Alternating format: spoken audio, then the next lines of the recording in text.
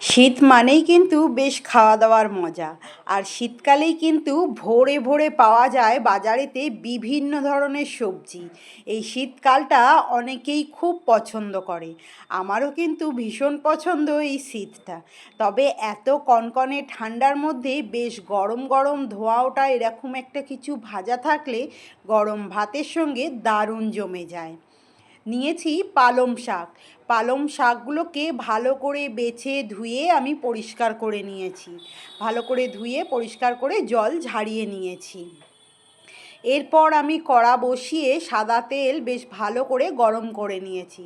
দিচ্ছি আমি জিরে ফোড়ন, আর নিয়েছি আমি পেঁয়াজকলি ছোট ছোট করে টুকরো টুকরো করে কেটে। শুধু পালং শাক যদি আমরা রান্না করি তাহলে সেই পালং শাকটা অনেকটাই কমে যায়। তবে পালং শাকের সঙ্গে যদি এই সবজিগুলো দেওয়া যায় তাহলে খেতে কিন্তু ভীষণ ভালো লাগে।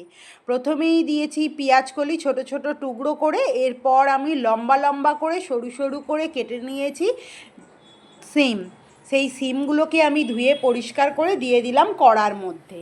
এরপর আমি তেলের মধ্যে হাই ফ্লেমেতে 5 থেকে 7 মিনিট খুব ভালো করে সিম আর পেঁয়াজকলিটা নাড়াচাড়া করে নিলাম। এরপর দিচ্ছি আমি কড়াইশুঁটি।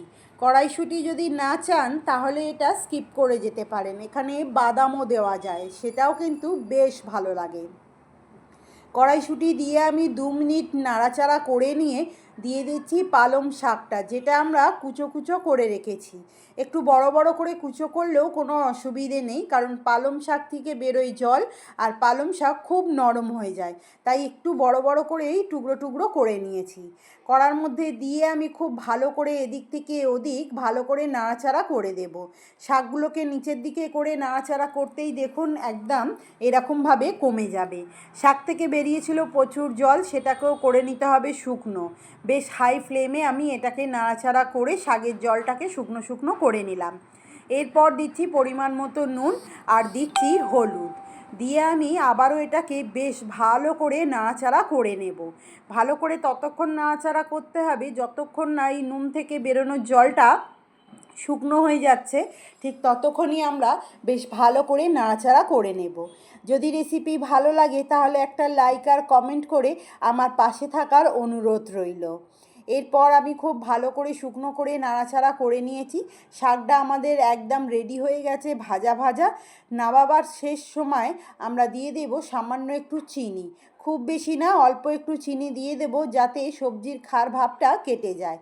চিনি দিয়ে 1 বার নাড়াচাড়া করে নিলেই রেডি হয়ে যাবে আজকে আমাদের পালং শাক সবজি দিয়ে ভাজা। গরম ভাতের সঙ্গে একবার অন্তত খেয়ে দেখুন, বেশ দারুণ লাগে। আবারও দেখা হবে নতুন একটা রেসিপির সঙ্গে, ততক্ষণের জন্য টাটা।